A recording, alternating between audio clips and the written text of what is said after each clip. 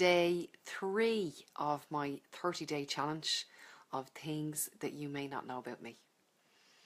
Yesterday I was asked by Karen Ralph, how did I get into Reiki? Now, before we get any further, I just want to let you all know, for those of you who ask me, I don't really practice Reiki anymore. Not unless I am specifically asked for that. However, I am concentrating on positive mindset and empowerment and self-development, okay? That's what I'm concentrating on right now, because I'm getting more results with that. But to get back to the whole Reiki thing, okay? I could always see and hear things. I was always very guided, even as a child. I didn't know what it was as a child. I just knew that I was maybe a little bit different. My mum has this gift as well, but she never channeled it properly.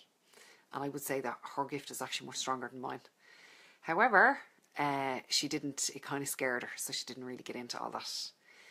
So, yeah, I was on the spiritual self-development path from a very, very, very young age.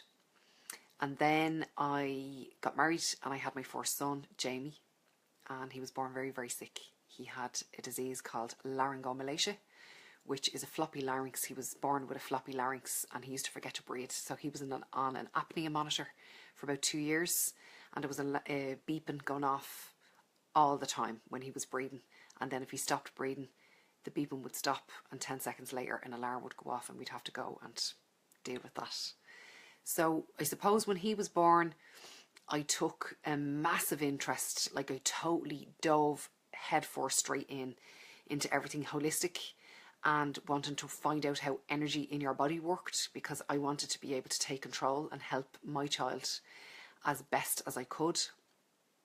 So I actually went for a Reiki healing session myself to a guy who came highly recommended, and had the healing session, and it was fantastic. And I was just trying to get my own head right, because when you're living on the floor of Temple Street for quite a while, it can take its toll on you. And myself and my husband were doing 24-hour shifts all the time, and it was mental. He was in a hospital all the time. So I did it for myself first, and he said, you know, I think you're more connected now than you're letting on. And I kind of, you know, I hadn't channeled it properly at that stage, and I was like, oh, I don't really know. And he took my name and my number, and he said, look, I'll be in touch with you in a while. So a little while later, his wife called me. I'll never forget it. I was standing outside my house in Finglas, and Jamie was still only teeny tiny. And she rang and said, you know, my husband asked me to give you a call. He has been thinking about you, and he thinks that you have a very special gift, and he'd like to be able to teach you. So I said, you're going to have to leave that one with me, and I'll have a little think about that for a while, because, you know, if I'm going to be, anybody who knows me, if I'm putting my hand to something, I'm going to give 100%. And it's going to be done to the highest standard and to the best of my ability. So I thought about it for a while, and I said, okay, I'm going to do it. I'm going to do it for myself. So I went and I did Reiki 1. And when I went to do Reiki 2, I decided to leave about a year gap in between each one, because I wanted to treat it like a degree. When I did Reiki 1, I went off. Reiki 1 is all about you and self-healing. I went off and I did so much more research and cleared out all my own BS that was left there from many years before. And there was other people who were doing Reiki 1, 2, 3 and 4 really quickly, back to back. And that wasn't going to float my boat. So I actually left a year in between each level. I took it very seriously. So that is how I got into Reiki. It was actually because of my son. And he would still say to me now, you know, if he has any aches or pains or injuries from the Gaelic or the rugby, oh, you know, put your hands on me, man, put your hands there, put your hands on me knee, put your hands on me back. And Charlie would do the same. But he would come to me with more physical ailments, whereas Charlie would come to me with more kind of emotional ailments.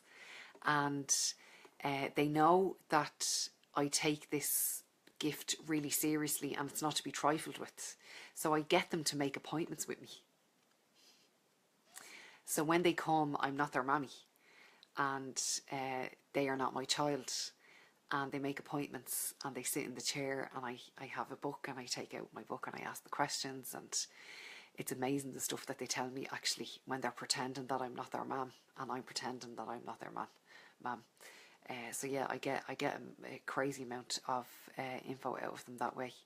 So that's actually what it was, Reiki actually that led me into the empowerment work and into the positive mindset and self development, because at the beginning it was just purely Reiki. And then when I got really good and my confidence grew, I started asking questions, and then it was 20% empowerment and self development and 80% Reiki. And then just over time, the dial switched around, and then the Reiki table never got put up again. And then I just did this. Because what I found was when people were coming to me for Reiki, Reiki is a marvellous tool.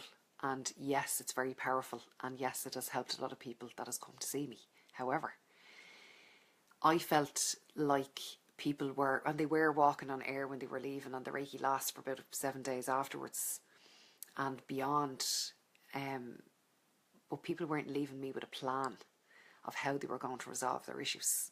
Whereas when people come to me now, they leave with a very specific plan of how they're going to handle whatever situation is upsetting them going forward. And it's always tailored specifically to the client's needs. And I wasn't able to do that when I was just practicing Reiki. It was just purely the Reiki, and that was it. And I've noticed, well, this is the reason why I changed it, is because I was having bigger shifts of energy doing this work than I was with the Reiki. So Reiki was the catalyst to get me into this.